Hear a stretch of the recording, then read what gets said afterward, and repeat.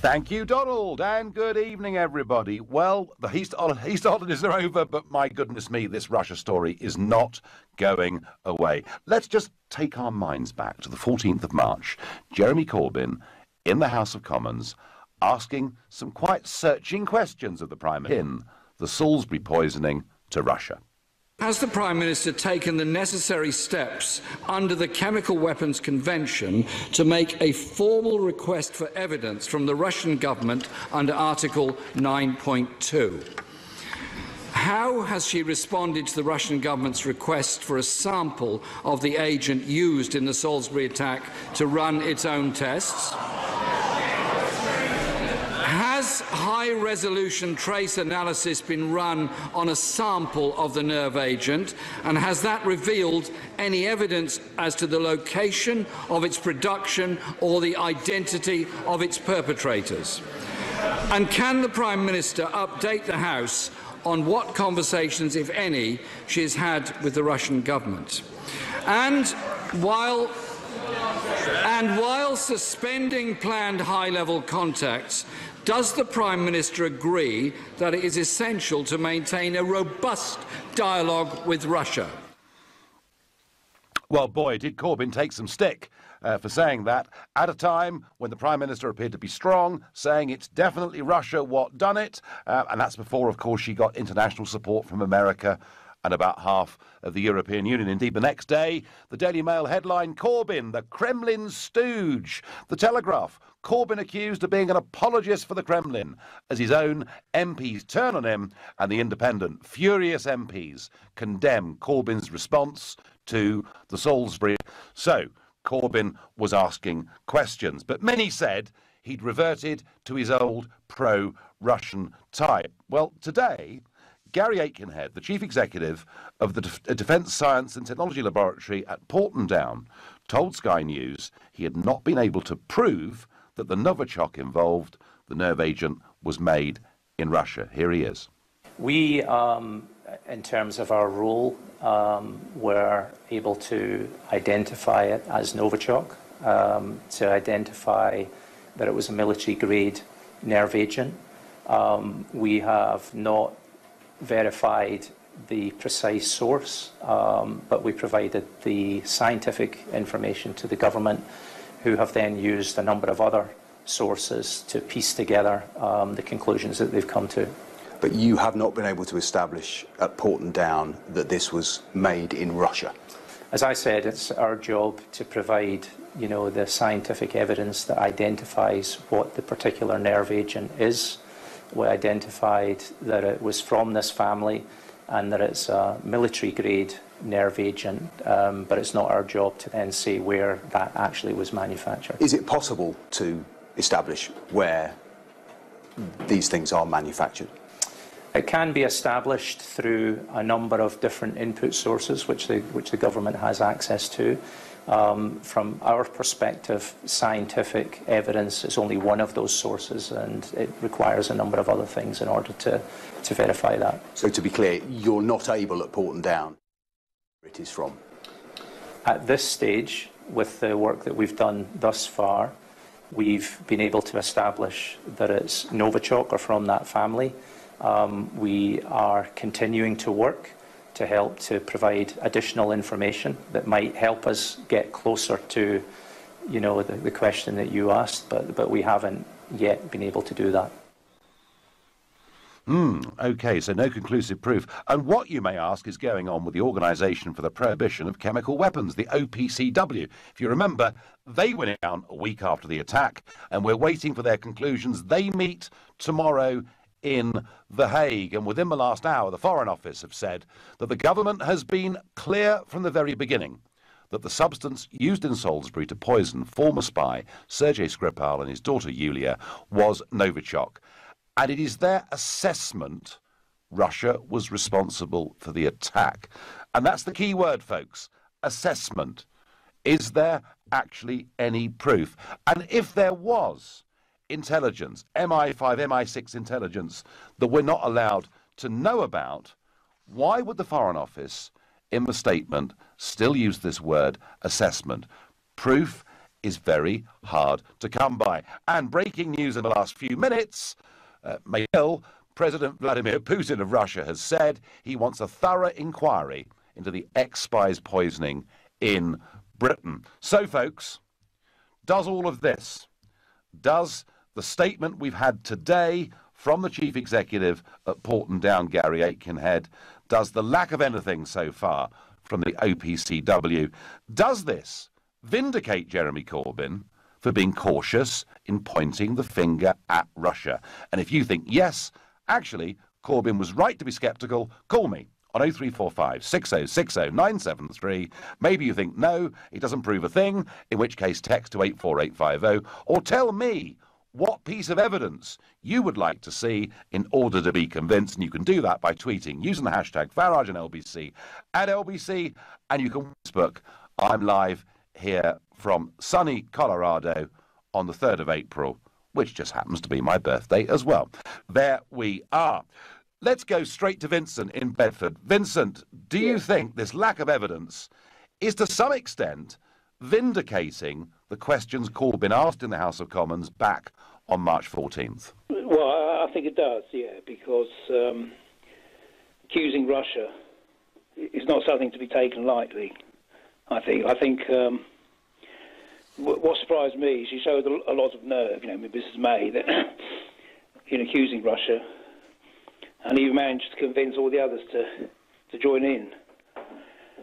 But when it comes to negotiating in Europe against the European Union, she often comes across as weak and just gives in to everything. And then it was a surprise that she came out the way she did without there being 100%, anyone being 100% certain that it was the Russian government authorised it.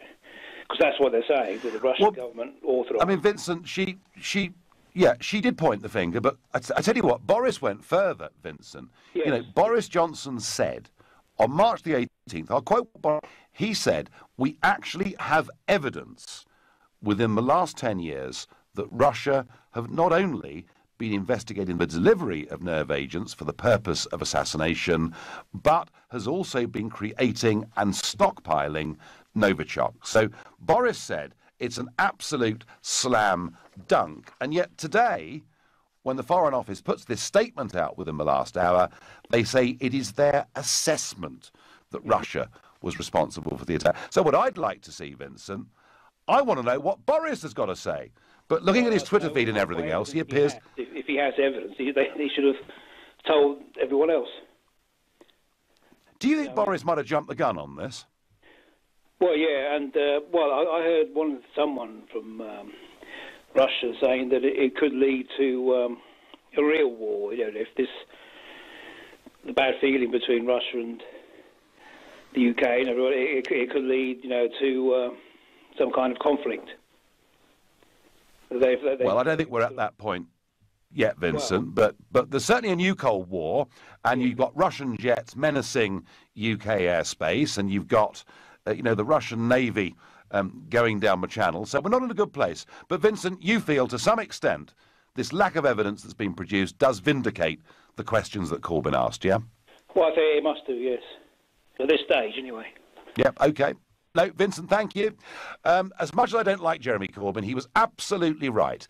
This is Great Britain, the land of justice, the land of caution and intellect.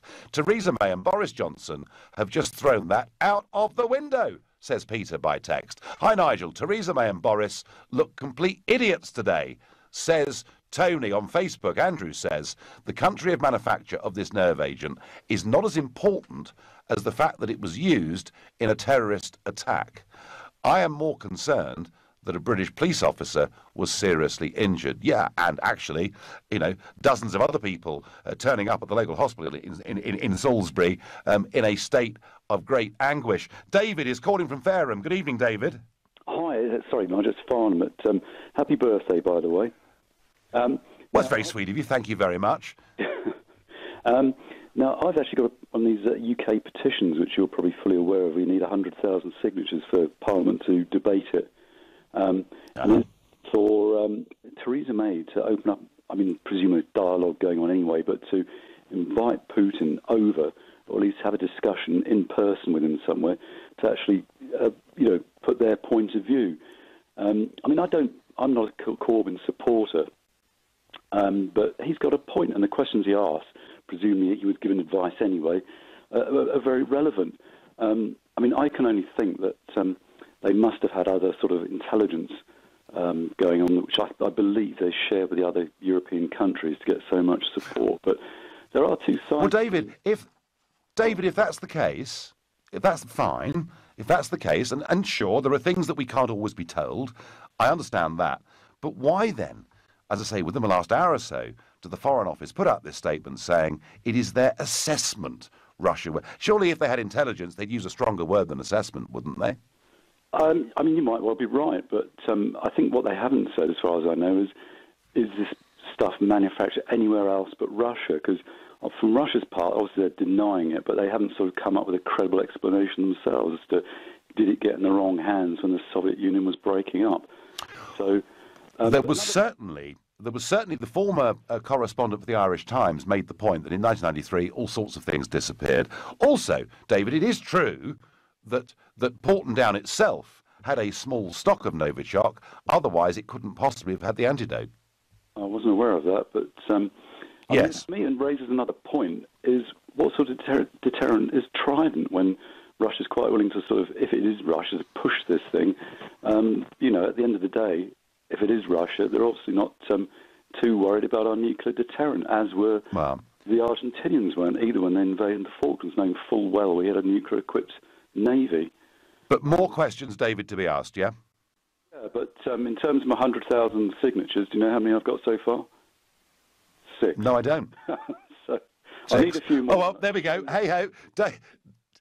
David, I thank you very much for your call. Andrew says on Facebook, so Jeremy Corbyn, the statesman, was right to call for evidence and caution right again. Prime Minister tweeting. And for those of you who think that on tonight's show I'm coming out in full-throated support for Jeremy Corbyn, in a moment I will tell you about the meeting he attended last night and what I think of it. But for now, you're listening to the Nigel Farage Show exclusively on LBC, and it's 7:16.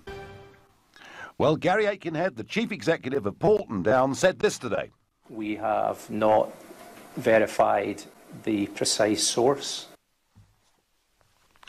All of which asks, was Jeremy Corbyn right in the House of Commons to ask questions back on the 14th of March before pointing the finger at Russia? And of course, he was damned for it.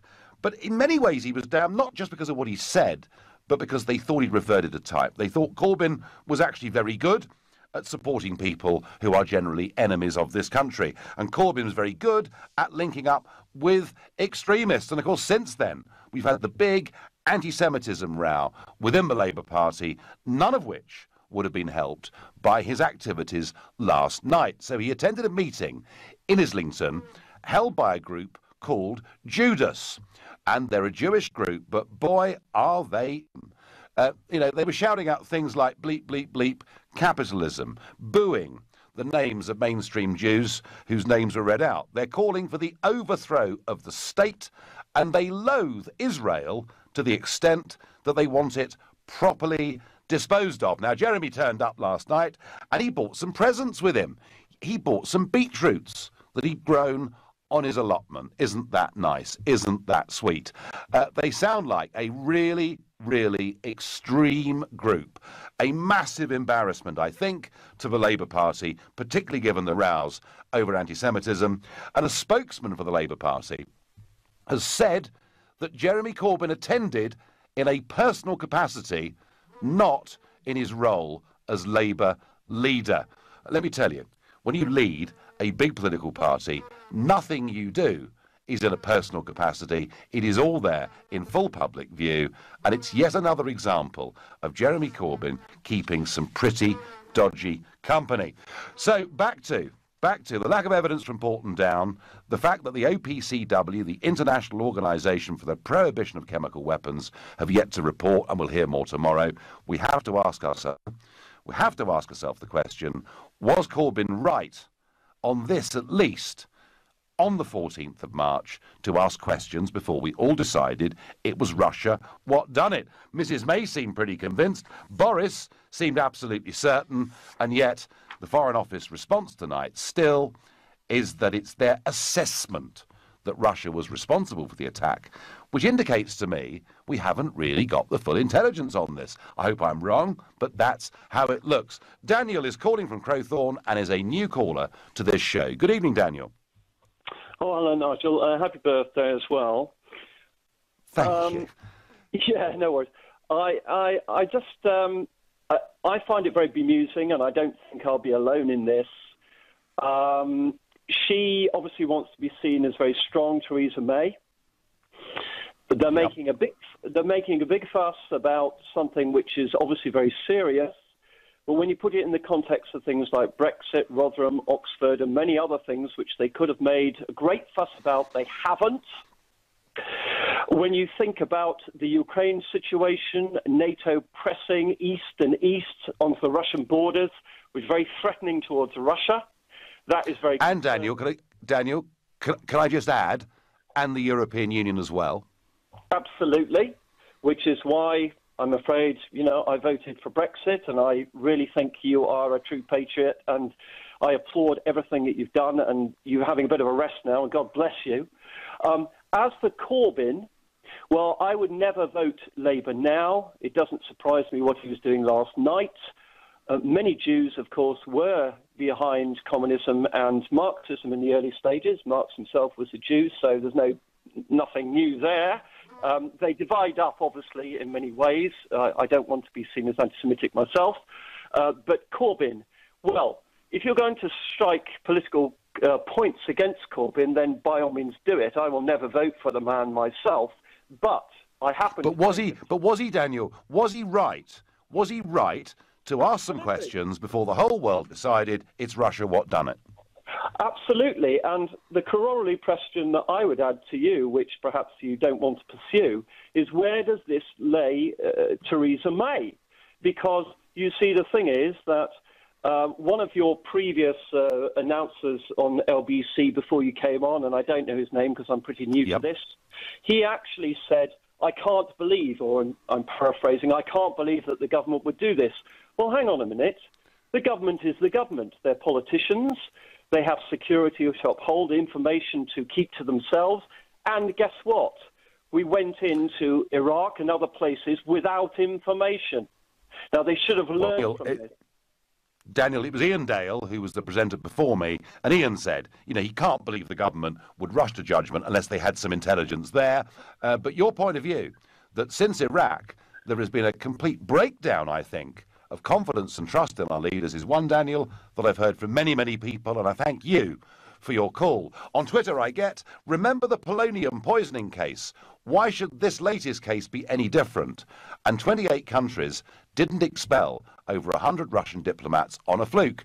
Chris, I do understand what you're saying, but over the last few years, a lot of the West has wanted Russia to be seen to be the enemy. Certainly in Brussels, all of them want that. And if something was said at the European Council or something was said to Donald Trump on the phone that led to 60 diplomats from this country being expelled, why, if that's the case, does the Foreign Office statement this evening still only use the word that it is their assessment that Russia was responsible for the attack? I would have thought if they had the intelligence, they would use a much stronger word. On Twitter, of course it does. Once again, the man has been proved right on these vitally important issues, but watch the right wing and let the government off the hook and attack Corbyn, says Gracie. Tessa is my next caller. She's calling from Woodford, and another new caller. Welcome, Tessa. Hi, how are you?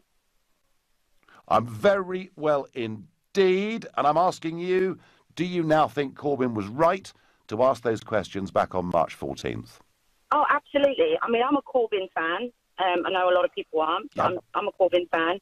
And yeah, I mean, he's taken the right steps of being cautious. I mean, it's quite laughable that we've got a government that's gone out there, thrown these accusations, and made us look like a laughingstock yet again. We've kind of gone in, full blown, and just throwing the accusations towards Russia, and we don't actually have 100% solid evidence. Where's the evidence? Let's prove it. And we've not done that. We've just. I don't know, Tessa. But somehow, Tessa, Theresa May, for the first time since she became Prime Minister, has emerged looking like a strong leader, has had international support. Has she told them something that she hasn't told us? I would like to believe that she has, but to be honest with you, I don't think so.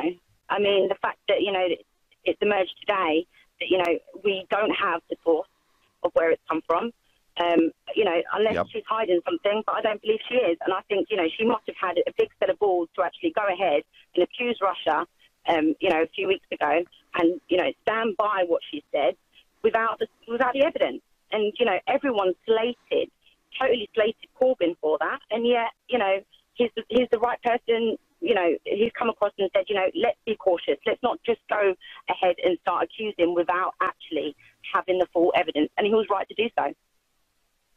Yeah, no, well, Tessa, I think, there are quite a few people are taking that point of view. I think the problem that he's got with a broad, you're a Corbynista and that's fine. The problem he has, Tessa, with a broader audience is just so many bad associations as people see it, with former leaders of the IRA, Hamas, Hezbollah, let alone this meeting he attended in Islington last night. Isn't that really his Achilles heel? I kind of think that, he's probably an open-minded man where, and a lot of people say that, he's associated himself with, people that are quite negative, and, he shouldn't be, associating himself with them. However, I think he's quite open-minded. He kind of sees points of view from both angles. He doesn't kind of go in and start judging people without actually, having the evidence to do so. And, he's somebody that kind of, like I said. Do you think, Tessa, we'll ever get the evidence for this, of who actually did this? To be honest with you, I don't think so. I don't feel that, we have that evidence. And if we did, I think Theresa May would have just, she would have disclosed that. And she hasn't. So, no. And I feel we may never find out. Yeah, and I feel now that we actually look absolutely ridiculous to the rest of the world, especially after today. It's insane. And I think that she needs to apologise. Well, she's not going to do that in a hurry, Tessa, because if she did that, I think her position would be almost untenable. So it's, high stakes all round. Tessa, I thank you very much indeed. You're listening to the Nigel Farage Show, exclusive in LBC, live from Colorado in the USA. It's 7:30 in London. Well, Gary Aikenhead, the boss of the Porton Down Laboratory, said today, we have not verified the precise source.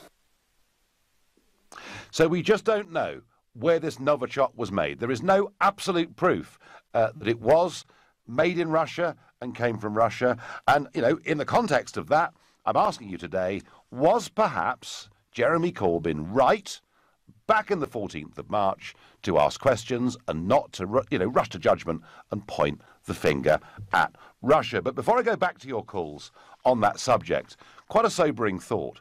Last night, there were 2 shootings in the space of an hour in London, including a drive-by attack that's left a 17-year-old girl dead and a boy of 16 critically ill.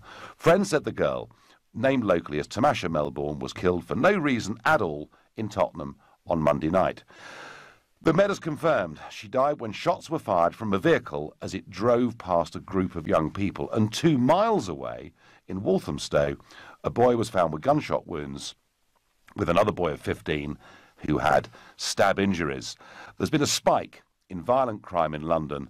We've seen more murders committed in London in February and March than there were in New York. Ex-Met Police Chief Percy Logan, said it is proof that London's violent traits have become a virus. I never thought I'd see the day when the murder rate in London would overtake that of New York. And I wonder whether the London Mayor, Sadiq Khan, should spend a bit less time slagging off Donald Trump and a bit more time getting to grips with crime in London, because clearly we have a real bad problem here.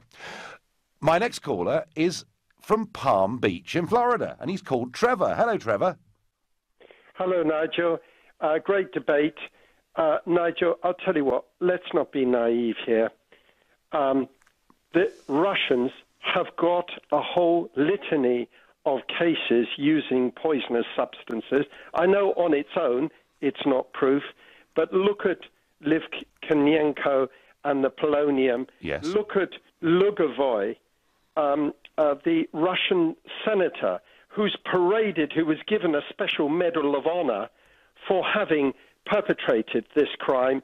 Putin could have as easily thrown the man out of a window, which is another method, but he didn't.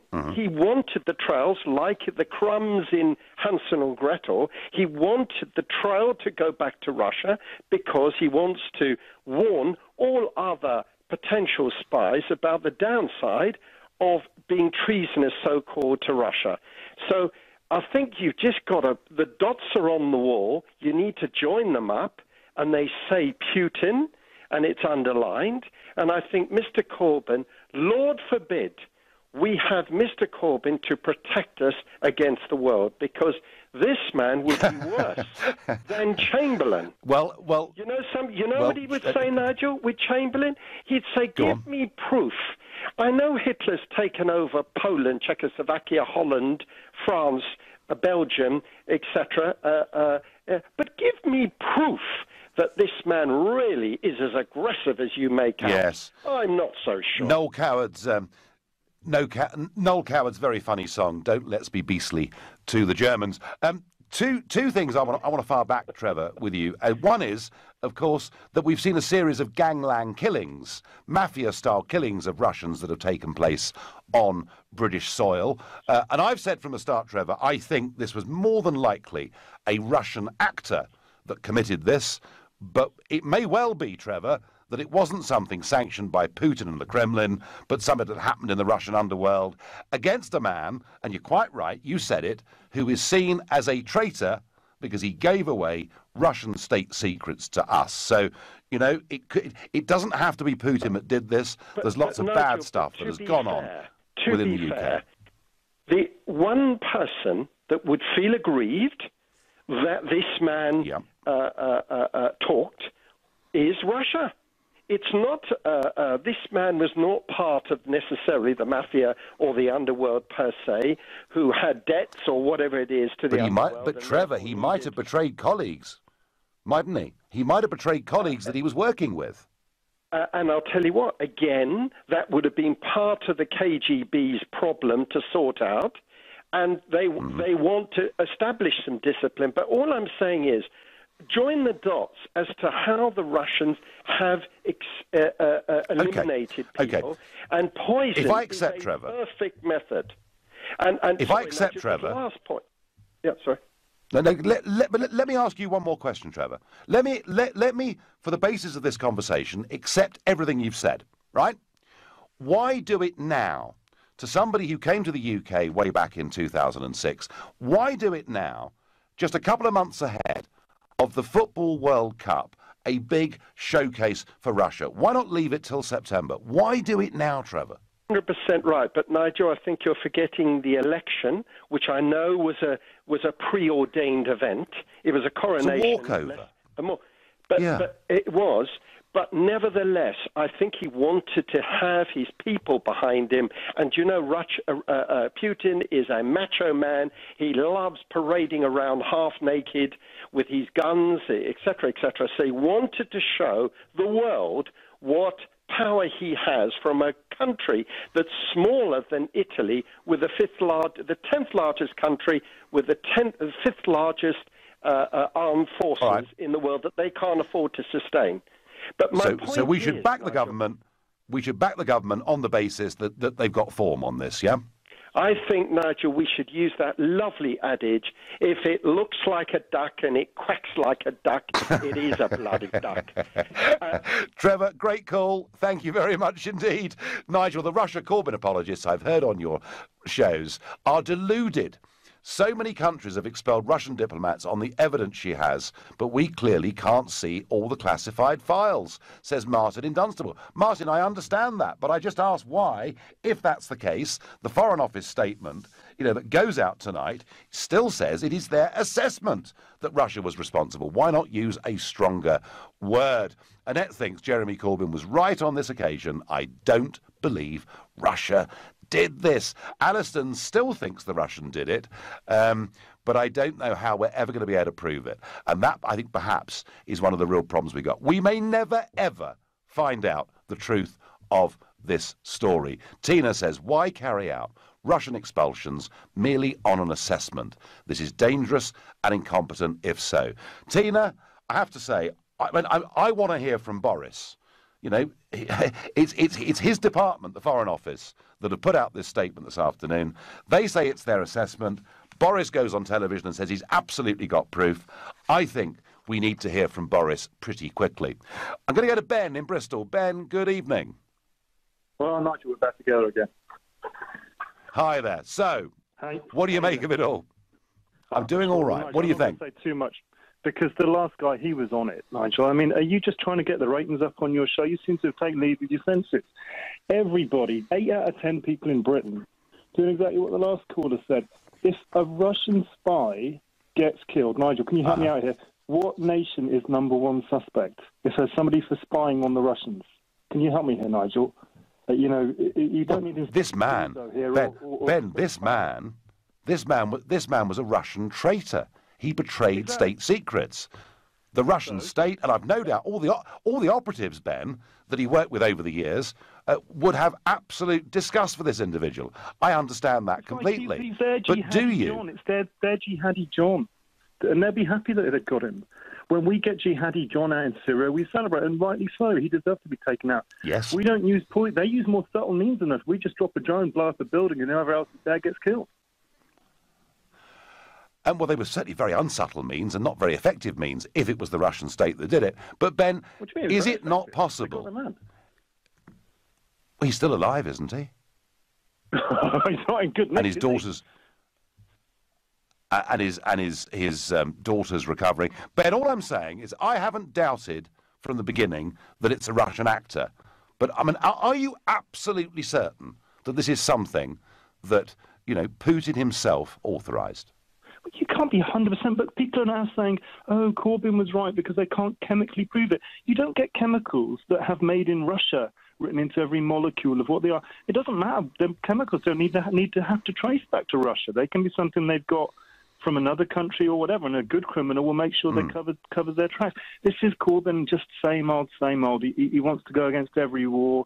They made mistakes on Iraq. By the way, different topic, but Iraq had the weapons. Everybody over there knows they had the weapons. If you Google General Fada, the ex-head of the Iraqi Air Force, he'll tell you exactly that Saddam had the weapons and shipped them off to Syria. The British media don't want to publish that report because they want to bring down Bush and Blair. That's where Corbyn stands on everything. Check everything out, get to the bottom of everything, really skeptical about everything. Ben, I'm not and done the right thing.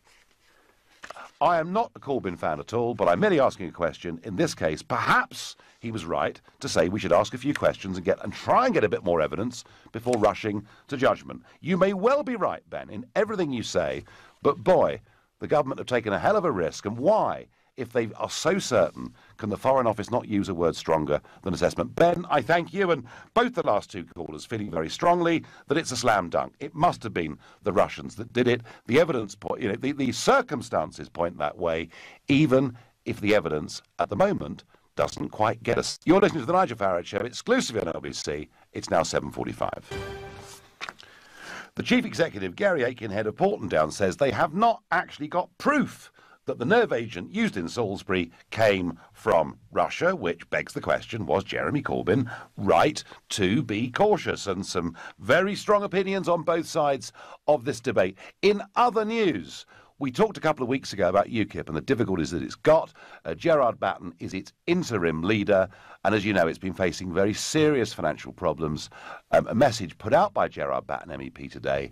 I am very pleased to announce that my appeal to UKIP members to raise 100,000 sterling to save the party from insolvency has met with an incredibly generous response of almost 300k. In addition, The 175,000 legal bill has been paid by other means. UKIP is now safe, which won't please the Mayor of London, Sadiq Khan, who wants to see it go out of business. US President Donald Trump says he wants to use the military to secure the border with Mexico until a wall is built. And this in response to a caravan of people, over 1,000 people who are currently travelling through Mexico, headed for the Californian border. And I've no doubt when I debate again tonight with the former Mexican president, Vicente Fox, there'll be a lot said about Donald Trump. But Trump now prepares to use the army to police the border with Mexico. Immigration, top of the debate here in the USA at the moment. Surprisingly, in Britain, it's an argument that appears to have almost gone away.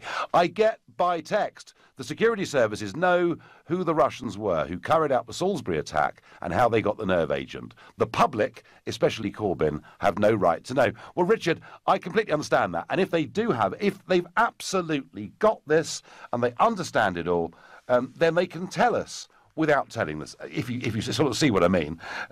Why did the Foreign Office use a word tonight that it is their assessment? Why not use something a bit stronger, which gives us a nod and a wink and says they actually know what's going on? I find the use of that word really very surprising. I also get on text, would Russia really want such a bad global press just before their big global sporting event? Unlikely. Would an enemy of Russia want that?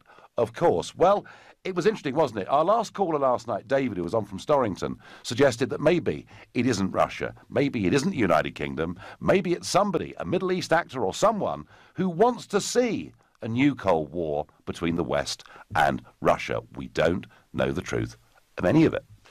The likelihood is that it was a Russian actor. I've said that from the start. I still don't know or understand or believe. Was it Putin that authorised this? I don't know. Mike is calling from Newham. Mike, good evening. Hey, Nigel. Hey. So was Corbyn right to ask those questions, Mike, in your view? Yeah, of course. It's a no-brainer. I think anyone who kind of disagrees with it is really an apologist for any type of war or foreign intervention. I think, of course, he was right to question it like he did with Iraq and a lot of other foreign policy things. One quick thing is why Russia why it'd be weird for them to do it, because it would undermine that spy agreement they had. I mean, when spies go to each other's country and they make an agreement with other countries not to kill or get rid of it, it would undermine that whole thing. Yes, he was just to remind people, Mike, that when Skripal came to the UK, he was swapped, wasn't he? Yeah, exactly. He's on a spy swap. And I know people say, well, Iraq was 15 years ago and the intelligence services got it wrong, but a quite underreported story that happened. Do you know the Manchester bombing? He was actually, the MI6, MI5 took terrorist controls off the bomber to go and fight in Gaddafi in Libya, right? And that's a recent example of the MI5 putting foreign policy interests before British people's interests. And it's not to say, obviously, they... Well... I think in the case of Manchester, mistakes were made, Mike. Yes. You can't take a terrorist control off a known guy and then let him back in the country without looking... You look at him and even, it's a massive... Mike, do you know something? There are 400 people. Who've been let back into our country who were over fighting with ISIS in Syria. So I think there are some bigger questions to ask there. But in conclusion, Mike, do you think ultimately, is there any chance that Corbyn could be proved to be right about this? I don't know. I'm not a fan of the Russian regime. It's quite authoritarian right wing, but I would question why they would do it. I think there's a lot of, I think it could be quite likely Russia refrained for it to do with foreign policy in the Middle East, especially regarding Syria. I think there's many reasons. I don't think we will find out at all, but I think the Labour MPs who signed the early day motion against Corbyn should really be ashamed of themselves because they've been proven wrong again on foreign policy, and maybe they should hopefully nip in the bud this time. Well, we'll see. We'll see. Mike, I thank you very much. Jenny says, just because Corbyn is the only one speaking for us, the people, doesn't mean we support him. No, Jenny, and you know, we've had a lot of people on this show in the last few weeks saying, look, I'm not a Corbyn supporter, but he did actually ask the right questions and got condemned for it. Tina says, a good leader communicates, and Mrs May has had no dialogue with Mr Putin. Why not? She also did not go along with the international protocol on chemical weapons. Why not? Too many questions. Chris is calling from Wimbledon. Chris, what do you think? Hi, Nigel. Good to speak with you again.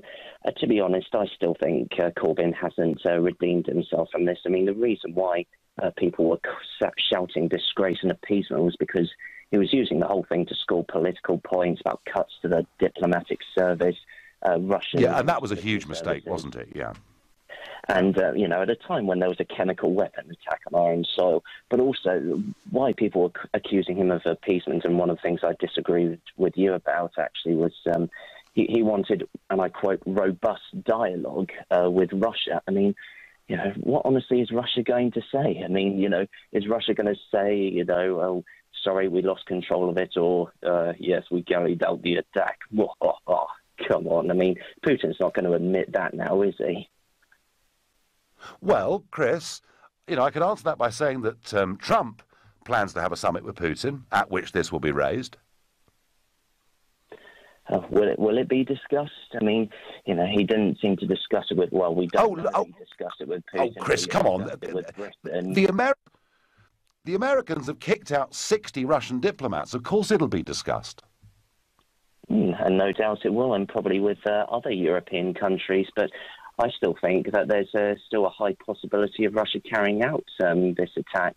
I mean, you know, Russia, you know, as far as we know, is the only country with such, you know, decades of expertise of manufacturing the chemical Novichok.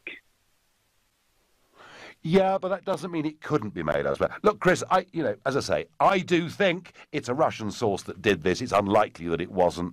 I just seriously do ask questions about the timing of this and why Putin would do it right now. I don't know, but Chris, no, you know, your point of view is probably the majority point of view, but there are many others asking questions. Nigel, if the government had the proof, Corbyn should have been told because he's in the Privy Council, says Tony. Well, yeah, that depends, I suppose, Tony, how often the Privy Council meet, but I do take the point. There are things said at the Privy Council, the Queen's Privy Council, that are not for public dissemination, but would shape a view of an opposition leader, perhaps in Parliament.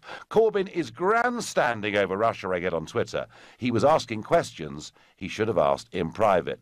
Well, you could counter that, I suppose, by saying that the job of the opposition leader is to provide some opposition. But as our previous caller said, he rather blew it by blaming cuts to our expenditure, and you can't blame cuts on everything. I've quickly got time for Patrick from Harlow, my last caller. Hi, Patrick. Hi, Nigel. Can I ask you a question? Yeah. Right, who do you think did it? I believe it was a Russian actor, Patrick. It may well have been the Russian government. If it was very crass timing. But I believe it's just as likely it was somebody that served in the intelligence services who felt utterly betrayed by the information Skripal gave to this country. See, the Corbyn side doesn't really... I don't think it washes with most of the public, because I see it that... Once again, he's sat on the fence, and it's always easy to come down on the right side if you're sitting on a fence. Right? He hasn't put anything where it should be. And I look at Theresa May. These people are not stupid. You know, they'll have information about where that has come from. Of course, they can't. It doesn't come over to our country with a postage stamp on it. You know, so well, they should give us more reassurance, Patrick. They should give us and use stronger words, the Foreign Office, than assessment. Patrick, I've got to go. We're over. You've been listening to the Nigel Farage Show. I'm back tomorrow night